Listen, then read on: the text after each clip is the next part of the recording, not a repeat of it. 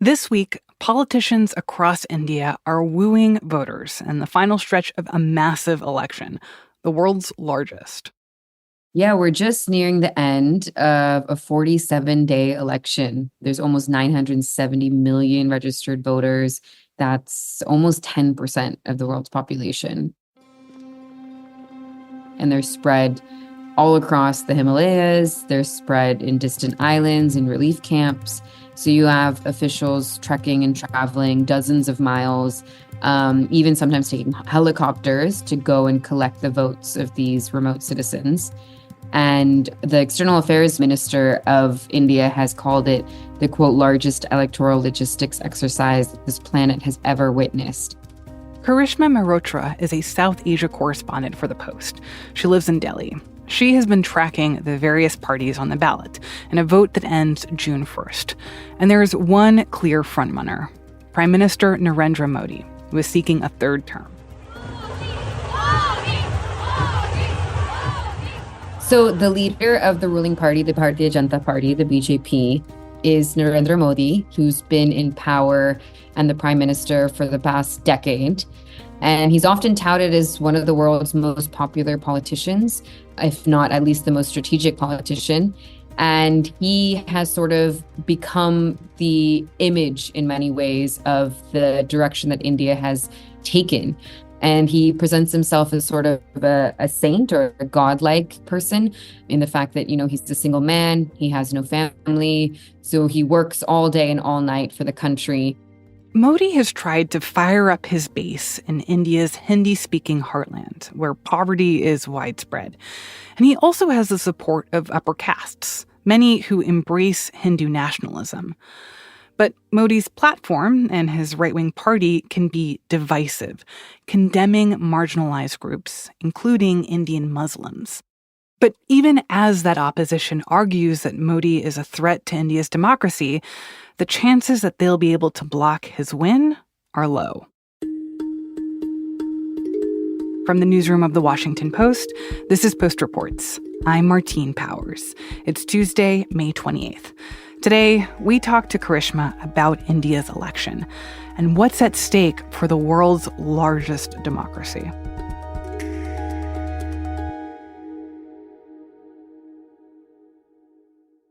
So, Karishma, just to start off, what is the setup of the elections in India? This process is one that goes on for weeks, correct? Yeah, it goes on for weeks. Basically, you have 543 different constituencies in India. Each one has candidates running, and whoever wins the plurality in a constituency becomes one of the members of India's lower house of parliament. And you have 970 million people that are eligible to vote. It's going to happen over 7 phases. And we've seen that a particularly high number of women and younger voters have newly registered to vote. So there's more than 14 million women voters that have newly been enrolled. That's more than the number of newly enrolled male voters by over 15%. And you have over 18 million first-time voters. That's voters between 18 and 19 years old. So much of this election is about Narendra Modi. He has been in power for the past 10 years. I think it's predicted that he will ultimately win this election. But tell me a little bit about how he has changed India. In terms of how Narendra Modi and the BJP have changed India, one part of this is their sort of political agenda. That includes an act that provides a fast track to citizenship for all major religions in the region, except for Muslims. And so that has been extremely controversial. They managed to pass the act amongst large protests in this country. It also includes revoking the autonomous special status of Kashmir that Kashmir has had since independence, which has allowed Kashmir to exercise agency and control in ways that are different than other states in India. And so they managed to pass a bill through parliament to revoke that special status. In that moment, when they did that, there was a severe crackdown on civil liberties and the internet and movement within Kashmir. One of the recent acts that they've managed to fulfill is they've constructed a temple on the site of a mosque. The opening of the temple today is heralded as a key moment for Modi and his Hindu nationalist movement ahead of fresh elections in March. It has been built on what is believed to be the birthplace of a Hindu god, Ram. But it was also the site of a 16th century mosque that was destroyed by a Hindu mob in 1992. The religious riots that followed killed 2,000 people. It is a sprawling and ornate temple, only half finished, that honors Lord Ram, but it is a controversial project. The temple was and they've managed, after a Supreme Court verdict, to build a temple at that site, which has been a very symbolic act that the BJP has managed to fulfill on behalf of many Hindus in this country. In terms of how they've changed the country at a larger level, especially according to what the opposition says, is they've diluted the institutional powers of your courts, the parliament, of the press, of civil society, and have centralized power significantly. So even state governments don't have the same power that they used to. I want to get to the opposition. But first, on the campaign trail, what is Modi like? What is it like to hear him? So one of the things that has happened in this campaign is there has been a strong shift to far more communal and polarizing language from Modi. And part of the reason that's happened is because the opposition has managed to gain some steam from a sort of grassroots, ground level fear that the BJP could change the constitution and could remove their constitutional rights to affirmative action. So in response to that, what you've seen is that while the BJP began a lot of their campaign focused on development and government programs, once this constitution issue began gaining steam, you saw Modi took a very heavily communal swipe back at the Congress party, which is the major opposition party, saying that actually the Congress is going to change the constitution. And in fact, they will be distributing reserved seats and wealth to Muslims. और पहले जब उनकी सरकार थी उन्होंने कहा था कि देश की संपत्ति पर पहला अधिकार मुसलमानों का है. He's saying here that when the Congress was in power, they had said that Muslims should have the first right over the nation's wealth. इसका मतलब ये संपत्ति इकट्ठी करके किसको बांटेंगे? जिनके ज्यादा बच्चे हैं उनको बांटेंगे. He says this means they will collect people's wealth and distribute it to whom? To those who have more children, to the infiltrators. Now that in India is a very strong suggestion of Muslims. There's been a long history behind this claim that Muslims have more kids and therefore they will increase in numbers. So he's basically saying that the Congress will distribute the resources and wealth of the Hindus to the Muslims. And what's interesting is after he made these remarks in that speech, he later U-turned in a television interview claiming that he didn't make any polarizing remarks about Muslims. I mean, from the reporting I've done on the ground, which I don't think can speak for all Muslims in the country, but it has shown a feeling of amongst Muslims that they are being treated as second-class citizens. And actually what I have felt is a feeling of almost giving up, becoming more sort of insular and insulated from the political sphere, which I think really does go to this feeling of being a second-class citizen after you've seen so many actions and so much rhetoric against you and your religion in the country.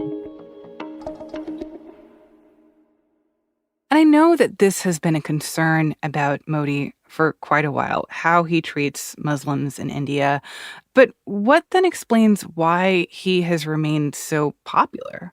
I think it's sort of a cocktail of things. One is religion. There's no doubt about that. But there's also significant marketing around development. There's strong tenets of nationalism. And there's also the imagery of Modi himself as the sort of godlike image. And all of these things have sort of been pitted in stark juxtaposition to the dynastic and corruption narratives that have toppled the previous regime. I will say, to keep in mind in some context for Indian elections, no party even in elections with large waves, have ever won 50%. So even when we talk about Modi's popularity, in terms of vote share, it's only been a little over a third of the country because of how the elections in India work. So I would say that, his track record and his narratives around development and government programs for the poor have been some of the strong tenets that he's worked with. The other one that he's managed to create a strong narrative around is India's arrival on the global stage. What do you mean by that? It's arrival on the global stage. Yeah, I think what he's doing there is he's sort of capitalizing on the foreign governments that seem to be courting and complimenting India, including the US. It also involves touting a uniquely fast-growing economy, a sort of surge in infrastructure development that reaches these global standards, and India being seen as a global player with investors and politicians across the world wooing India at this time. So you mentioned at the beginning of our conversation that we have seen, particularly among women and young people, an excitement for Modi and higher turnout and engagement in this election.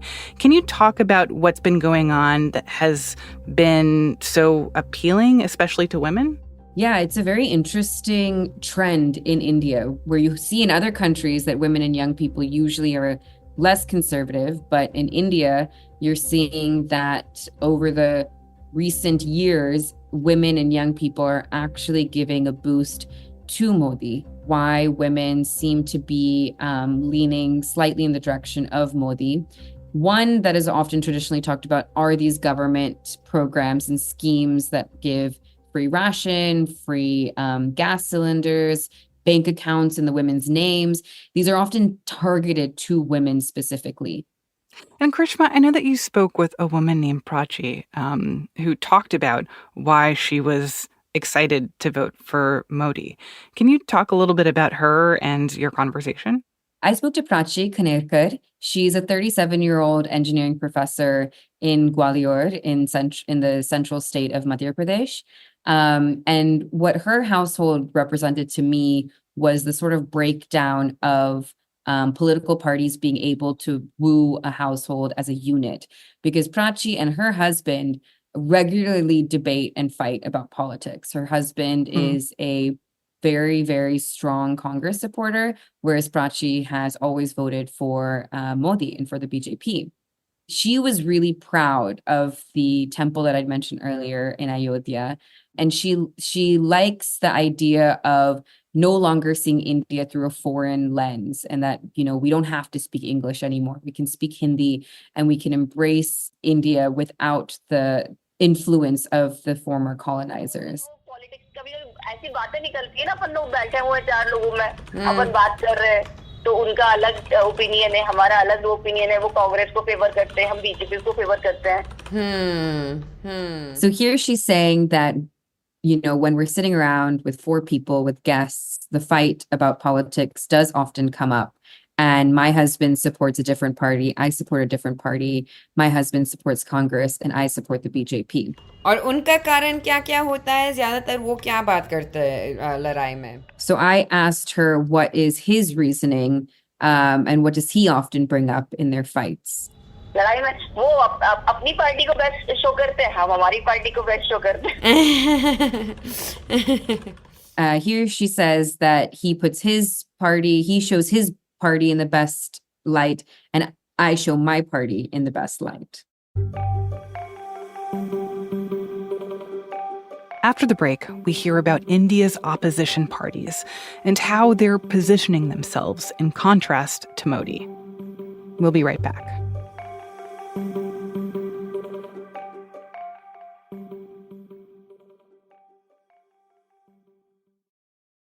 Hey there, I'm Michael Shearer. I hate to tell you, but there's a blizzard coming your way. Candidates and their allies are projected to spend more than $10 billion on political advertising this election season. My job as a national political reporter at the Washington Post is to bring you the real story of what is going on behind that wall of political noise. Presidential elections are fantastically messy endeavors, a chance for Americans to figure out once again who we are and who we want to be. And the only way to do that well is for citizens to know what is really going on. This is the kind of work you support when you become a subscriber to The Washington Post. Right now, you can get full access to the best reporters in America for 99 cents every 4 weeks for an entire year. If you've thought about subscribing for a while, this is the time to finally sign up. Go to washingtonpost.com/subscribe. That's washingtonpost.com/subscribe. So I want to talk a little bit more about the opposition and the other potential candidates and parties that people are considering right now.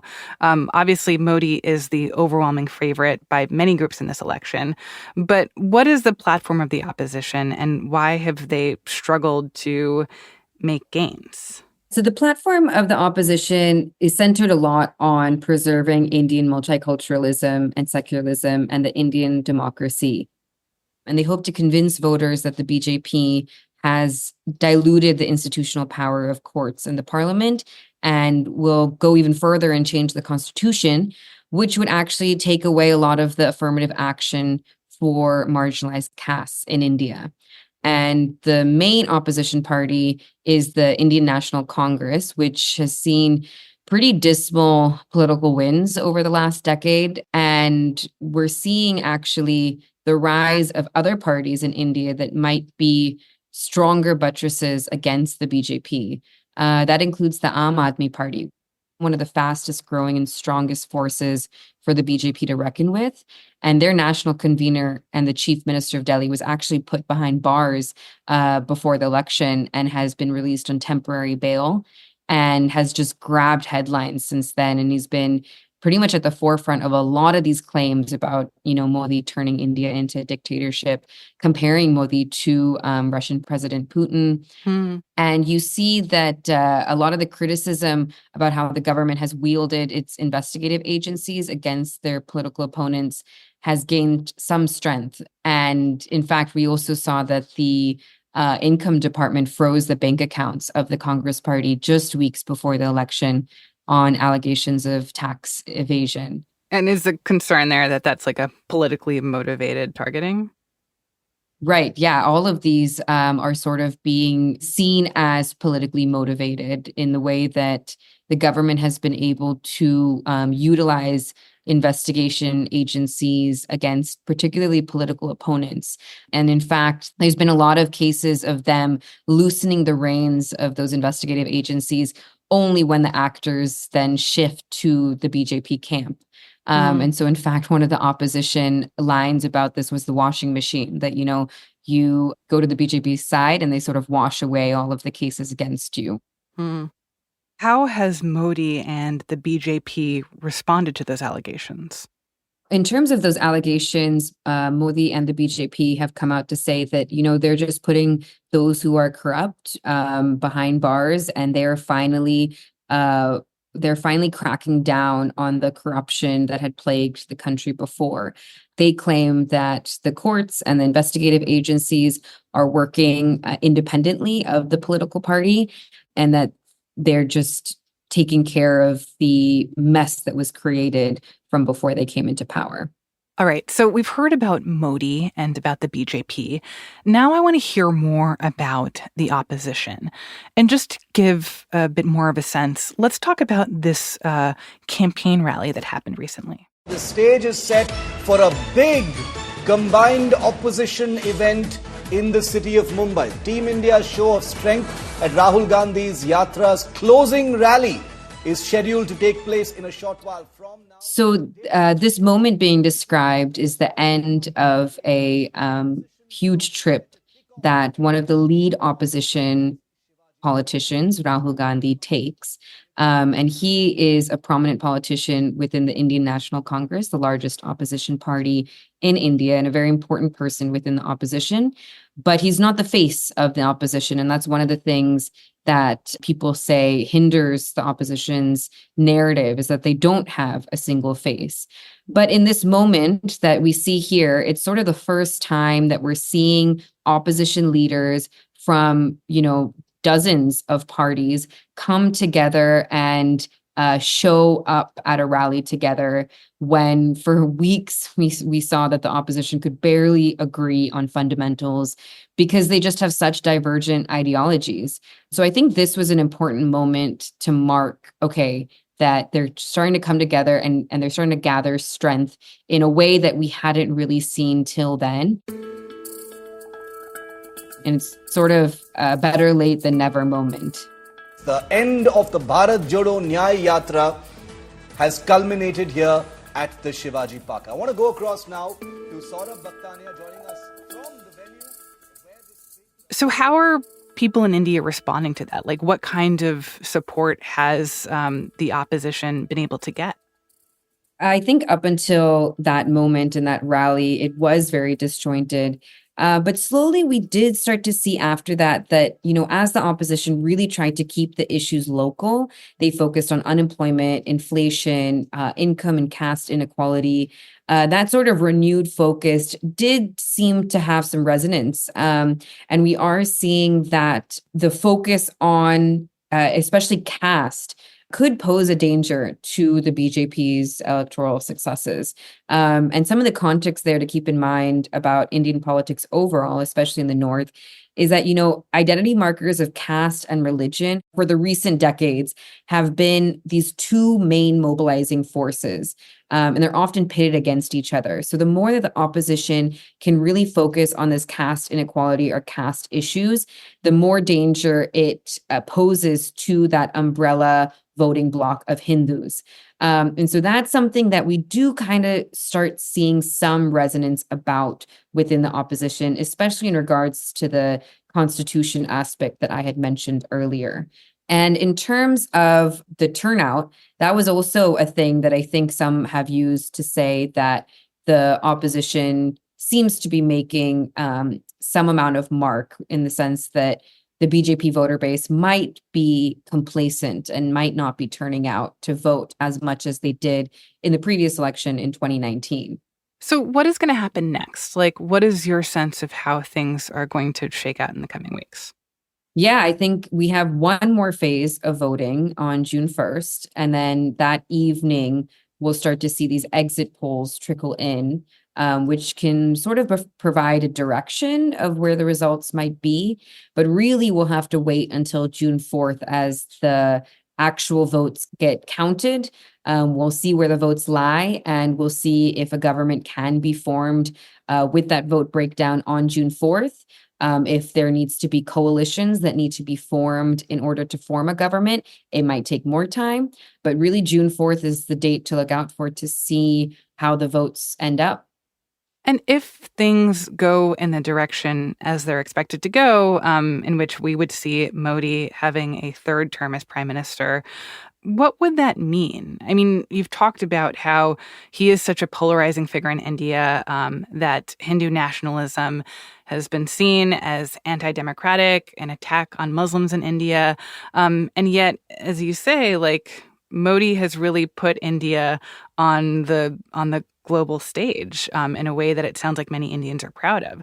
So how do you interpret that? Like, what are the takeaways of what this moment could mean for Modi's place on the world stage?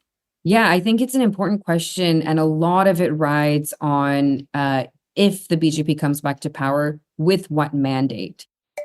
So if we see numbers similar to the large mandate that they received in 2019, it sort of will give the party and Modi so much more confidence to follow through on the remaining aspects of their both Hindu-focused agenda as well as their larger agenda about the nation. But if we see that, yes, the BJP is going to come back to power, but not with that same mandate, maybe they need more reliance on their allies, or maybe it's a mandate around, let's say, 260.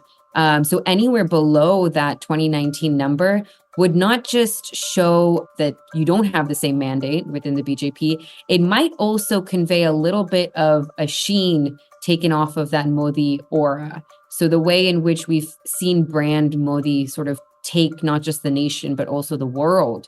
If we see any dip in that number of seats that the BJP wins, some people say it could be a prediction of Modi's career peaking. It could involve succession discussions that might begin. So it really depends on with what numbers they come back to know how their agenda would shape for the next term. Karishma, thank you so very much. Thank you. Thank you so much for having me. Karishma Mehrotra is a South Asia correspondent for The Post. Before we wrap today's episode, a couple other pieces of news. Today, in the Trump hush money trial in New York, jurors heard the closing arguments from both sides. For the defense, Trump's lawyer Todd Blanche argued that prosecutors have tried to criminalize basic campaign practices of pushing good news stories and tamping down bad stories. He said, quote, "Every campaign in this country is a conspiracy to promote a candidate, a group of people who are working together to help this person win," end quote. Jury deliberations are about to get underway, and we expect the jury could come back with a verdict by the end of this week in this first ever criminal trial of a former president. And there is a lot of news coming out of Gaza. Over the weekend, Israeli strikes on a tent camp in Rafah killed at least 45 people.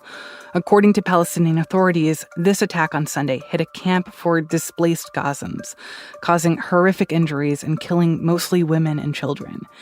Israeli Prime Minister Benjamin Netanyahu called the strike a, quote, tragic accident. A spokesman for Israel's military said the target of the attack was 2 senior Hamas militants. He said the military had used, quote, the smallest munition that our jets can use. This all comes after an order issued last week by the United Nations top court, demanding that Israel halt its assault on Rafah. That's it for Post Reports. Thanks for listening. And one last note before we go, I know I give you a lot of reminders about why it pays to subscribe to The Washington Post. If you've been thinking of finally becoming a subscriber or want to do something nice for someone in your life, listen up. Right now, you can get a subscription to The Washington Post for just 99 cents every 4 weeks. And you can give a full year as a gift for just $9.99. Go to WashingtonPost.com/subscribe. It's the best deal we've ever offered, and it's only happening for a few more days. Today's show was produced by Alana Gordon with help from Sabby Robinson. It was mixed by Sean Carter and edited by Monica Campbell. I'm Martine Powers. We'll be back tomorrow with more stories from The Washington Post.